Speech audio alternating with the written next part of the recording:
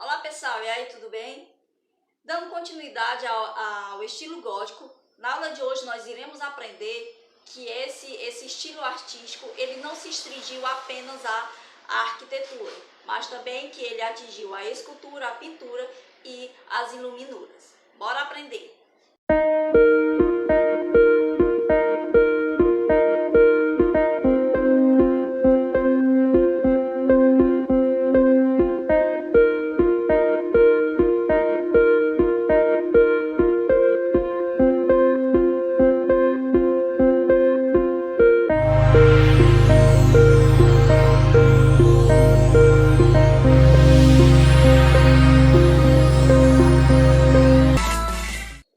Bom, pessoal, apesar de ter como expoente a arquitetura, o estilo gótico também apresentou várias variedades artísticas, como a escultura, pintura e os manuscritos iluminados do estilo gótico.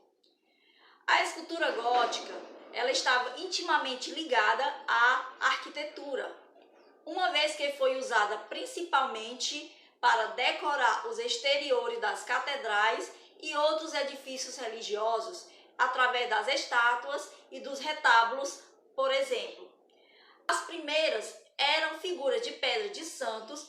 Inicialmente, elas sofriam poucas modificações em relação aos seus antecessores românicos, como podemos observar nas esculturas do portão principal da Catedral de Chartres, na Catedral de Chartres. Entretanto, durante o final do século XII e o início do século XIII, se tornaram mais naturalistas. Nesse momento, embora tendo conservado a dignidade e a monumentalidade de seus antecessores, elas apresentam rostos e figuras mais individualizadas, assim como roupagens, poses e gestos naturais, fluidos, como podemos observar nas esculturas da Catedral de Reims, na França. Essas esculturas monumentais foram colocadas em grande número na fachada das catedrais, muitas vezes em seus próprios nichos. No século XIV, elas se tornaram mais refinadas e detalhistas, pois a elegância desse estilo foi amplamente difundida por toda a Europa na escultura, pintura e iluminação de manuscritos durante o século XV, ou melhor, durante o século XIV, e tornou-se conhecida como gótico internacional. A escultura gótica evoluiu para o estilo renascentista, tecnicamente mais avançado durante o século XIV e início do século XV, mas persistiu até um pouco mais tarde no norte da França. É importante ressaltar que o tipo de escultura que se expandia nesse período se dava no âmbito privado, por meio de construções de túmulos e outros monumentos funerários. A pintura gótica ela seguiu a mesma evolução estilística da escultura, de forma rígida e simples, para mais tarde vir fluir naturalmente. Sua escala cresceu apenas no início do século XIV, quando começou a ser usada na decoração do retábulo, que são painéis ornamentais atrás dos altares. As pinturas dos retângulos geralmente apresentam cenas e figuras do Novo Testamento, particularmente da Paixão de Cristo e da Virgem Maria. Elas exibem grandes detalhes e uma decoração refinada, muitas vezes aplicada em ouro.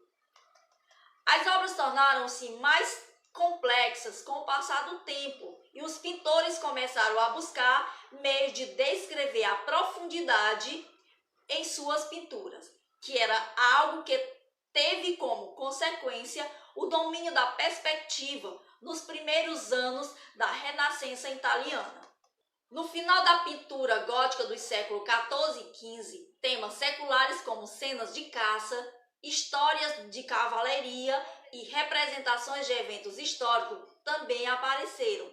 Ambos os assuntos religiosos e seculares foram descritos nos manuscritos iluminados ou iluminúrias. As iluminúrias foram uma das principais formas de produção artística durante o período gótico e ele atingiu o seu pico na França durante o século XIV.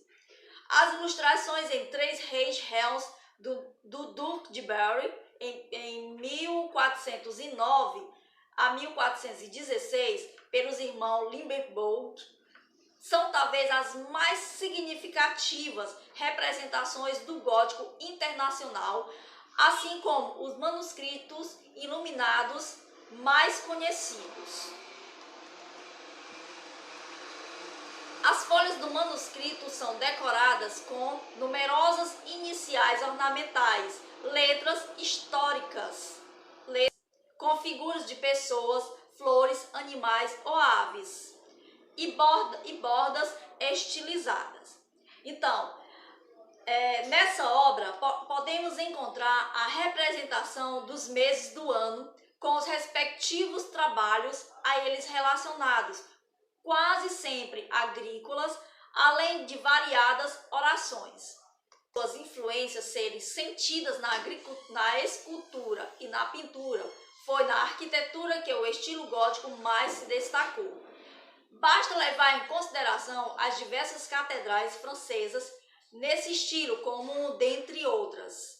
Por exemplo, a Catedral de Chartres, a Catedral de Notre-Dame, pelo fato de ser amplamente utilizada para a construção de catedrais, a arte gótica também recebe o nome de arte das catedrais. Há catedrais góticas famosas em outros países, também como a Catedral em Milão, na Itália, a Catedral de Winchester, na Inglaterra, que se mistura elementos da arte românica com a arte gótica, e a Catedral de Santiago de Compostela, na Espanha. Pode-se considerar a arte gótica como uma arte essencialmente religiosa, uma vez que ela cresceu e se desenvolveu em conjunto com o fortalecimento da Igreja Católica, cuja sede era em Roma, de modo que iniciou uma relação entre arte e igreja, que serviram de base para o renascimento cultural. A construção de catedrais simboliza justamente essa relação entre arte e religião, e o poder e a influência da Igreja Católica nas grandes cidades, uma vez que o financiamento dessas igrejas se dava especialmente pelas contribuições dos fiéis.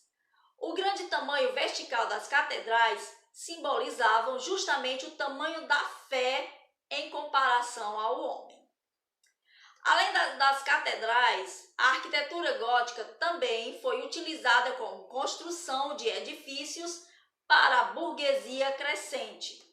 Aí nós temos alguns escultores, como Nicola Pisano, Giovanni Pisano, Arnolfo di Cambio, Giovanni del Baccocchio, Andrea Pisano, Felipe Calendário, Andrea Beaneveu, Klaus Sluth, mas nós iremos dar um destaque para Giovanni Pisano, que viveu por volta de 1250 a 1314.